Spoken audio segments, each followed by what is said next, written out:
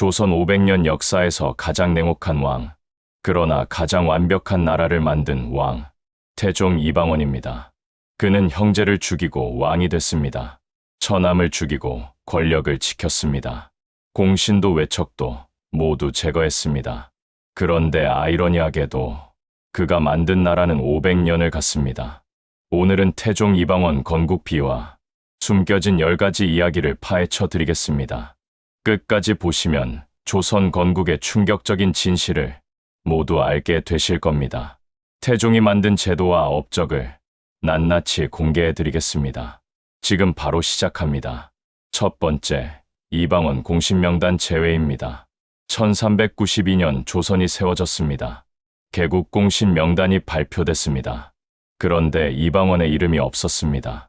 조선을 세우는데 가장 큰 공을 세운 사람이 정작 공신명단에서 빠진 것입니다. 이방원은 정몽주를 죽였습니다. 고려의 마지막 충신을 제거해 조선 건국의 길을 열었습니다. 그런데 왜 빠졌을까요? 이유는 단 하나였습니다. 정도전이 이방원을 철저히 견제했습니다. 정도전은 재상 중심의 나라를 원했습니다. 강한 왕자가 공신이 되면 자신의 계획이 흔들릴 것을 알았습니다. 이방원은 이를 갈았습니다. 그 분노가 6년 뒤 왕자의 난으로 폭발했습니다. 역사는 때로 이렇게 시작됩니다. 무시당한 자의 분노가 나라를 바꿉니다. 두 번째, 이성계, 사초 열람 충돌입니다. 조선에는 불문율이 있었습니다. 실록은 왕도 볼 수 없다는 것입니다. 사관이 기록한 사초는 왕이 죽은 뒤에야 편찬되는 것이 원칙입니다.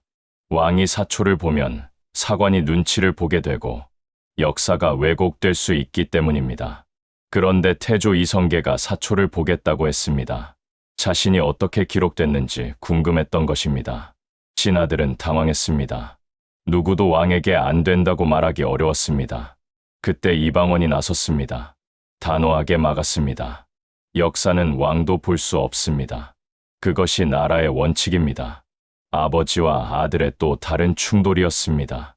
이방원은 원칙을 지켰습니다. 그것이 나라의 기틀이라고 믿었기 때문입니다. 세 번째, 태조실록 조작 의혹입니다. 이성계가 세상을 떠난 뒤 태조실록이 편찬됐습니다. 그런데 일부 기록이 수상했습니다. 왕자의 난 관련 기록이 태종에게 유리하게 정리된 흔적이 있었습니다. 이방원에게 불리한 내용이 삭제됐습니다. 부대 학자들이 이를 발견하고 의혹을 제기했습니다. 물론 확실한 증거는 없습니다. 그러나 의심할 만한 정황은 충분합니다. 역사는 승자가 쓴다는 말이 조선 건국 초부터 시작된 것입니다. 우리가 알고 있는 역사가 과연 진실인지 의심해 볼 필요가 있습니다. 진실은 여전히 베일에 쌓여 있습니다. 네 번째, 이성계의 억세 유언입니다. 이성계는 죽기 전 이상한 유언을 남겼습니다. 자신의 무덤에 억새를 심어달라고 했습니다. 모란도 국화도 아닌 억새였습니다. 신하들은 의아해했습니다. 억새는 들판의 잡초였기 때문입니다. 그러나 이유가 있었습니다. 이성계는 함경도 변방 출신이었습니다. 어린 시절 바람에 흔들리는 억새를 보며 자랐습니다. 억새는 바로 자신이었습니다. 화려하지 않아도 끈질기게 살아남는 풀, 바람이 불어도 꺾이지 않고 흔들리는 풀, 그것이 이성계가 살아온 인생이었습니다. 이방원은 아버지의 유언을 묵묵히 지켰습니다. 원수였지만 피는 끊을 수 없었습니다. 억새가 심긴 무덤 앞에서 이방원은 무슨 생각을 했을까요? 다섯 번째, 국호 조선은 명나라가 결정했습니다. 이성계는 나라 이름 후보 2개를 명나라 황제에게 보냈습니다. 조선과 화령이었습니다. 화령은 이성계의 고향 이름이었습니다. 이성계는 화령을 원했을지도 모릅니다. 그러나 명나라 황제는 조선을 골랐습니다. 단군 조선을 계승한다는 의미였습니다. 우리가 스스로 정한 이름이 아니었습니다. 이것이 당시 외교의 현실이었습니다. 작은 나라는 큰 나라의 눈치를 볼 수밖에 없었습니다. 조선이라는 이름 뒤에는 이런 슬픈 역사가 숨어 있었습니다. 그래도 조선은 500년을 버텼습니다. 이름이 어찌됐든 백성들이 만들어간 나라였습니다. 여섯 번째, 이방원 건국 후 11년 굴욕입니다. 조선 건국 후 명나라와의 관계는 순탄치 않았습니다. 표전문 사건이 터졌습니다. 조선이 명나라에 보낸 외교 문서에 무례한 표현이 있다며 명나라가 트집을 잡았습니다. 명나라는 이방원을 지목했습니다. 그를 명나라로 압송하라고 요구했습니다. 이방원은 당황했습니다. 명나라에 가면 살아 돌아오기 어려웠습니다. 11년간 굴욕을 참았습니다. 이런저런 핑계로 시간을 끌었습니다. 나라를 위해 자존심을 버린 것입니다. 결국 명나라 황제가 바뀌면서 위기를 넘겼습니다. 이방원의 인내가 나라를 지킨 것입니다. 때로는 참는 것이 가장 강한 것입니다. 7번째, 장남 이방우 실종입니다. 이성계의 장남 이방우, 이방원의 친형이었습니다. 그는 처음부터 조선 건국에 반대했습니다. 고려에 대한 충성심이 강했기 때문입니다. 건국 직후 그는 술을 마시며 방탕하게 살았습니다. 나라를 잃은 슬픔을 술로 달랬을 것입니다. 그리고 갑자기 세상을 떠났습니다. 실록에는 병사했다고만 기록돼 있습니다. 그러나 의혹이 있습니다. 건국에 반대한 장남이 너무 빨리 죽었습니다. 혹시 누군가 제거한 것은 아닐까요? 진짜 이유는 500년이 지난 지금도 아무도 모릅니다. 역사의 그늘 속에 묻혀버린 사람. 이방우는 그렇게 사라졌습니다. 8번째, 명나라 승인 거부입니다. 이방원이 왕이 되자 명나라가 반발했습니다.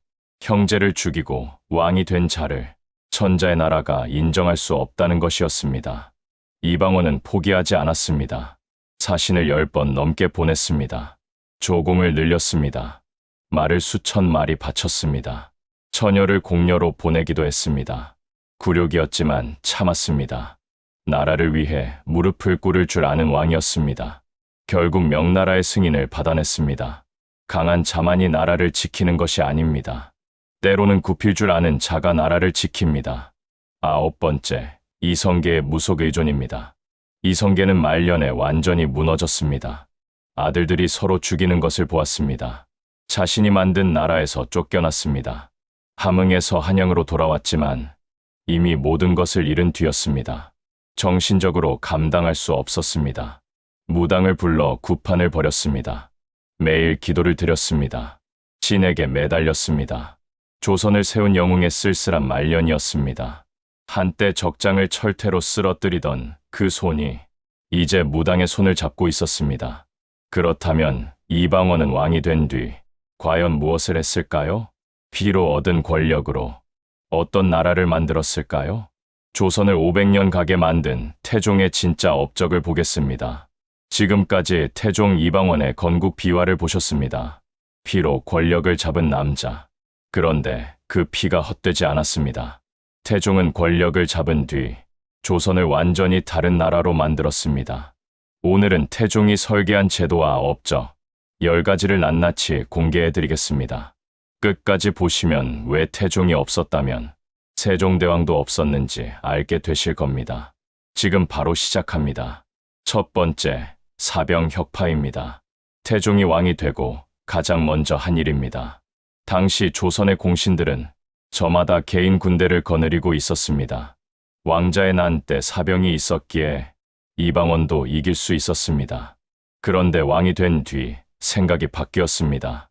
사병은 왕권을 위협하는 가장 큰 요소였습니다. 언제든 자신처럼 사병을 이끌고 반란을 일으킬 자가 나올 수 있었습니다. 태종은 단호하게 결정했습니다. 모든 사병을 국가에 귀속시켰습니다. 공신들이 강하게 반발했습니다. 태종은 무시했습니다. 이제 조선에서 칼은 왕만 가질 수 있었습니다. 이것이 조선이 진짜 나라가 되는 첫걸음이었습니다. 두 번째, 호패법 실시입니다. 태종은 백성 모두에게 신분증을 만들었습니다. 나무패의 이름과 출생연도와 신분을 새겼습니다. 조선 최초의 신분증 호패입니다. 이유가 있었습니다. 나라를 운영하려면 백성을 파악해야 합니다. 세금을 걷고 군역을 부과하려면 백성이 몇 명인지 어디 사는지 알아야 합니다. 그런데 당시 조선은 백성 수조차 정확히 몰랐습니다. 호패법으로 백성을 파악했습니다. 세금이 늘었습니다. 군사력이 강해졌습니다. 조선의 행정 체계가 비로소 잡혔습니다. 600년 전에 이미 주민등록제도를 만든 것입니다. 태종의 행정 감각이 빛나는 순간이었습니다. 세 번째, 육조직 개제 실시입니다. 원래 조선의 행정은 의정부가 담당했습니다. 영의정, 좌의정, 우의정이 모여 결정하고 왕은 도장만 찍는 구조였습니다. 정도전이 설계한 재상 중심의 나라였습니다. 태종은 이것을 완전히 뒤집었습니다. 육조가 의정부를 거치지 않고 왕에게 직접 보고하게 했습니다. 이조, 호조, 예조, 병조, 형조, 공조 6부서가 모두 왕에게 직접 보고했습니다. 재상들의 권한이 대폭 줄었습니다. 모든 권력이 왕에게 집중됐습니다. 신하들이 강하게 반발했습니다. 태종은 밀어붙였습니다. 정도전의 꿈을 완전히 무너뜨린 것입니다. 왕권 강화의 핵심 제도였습니다.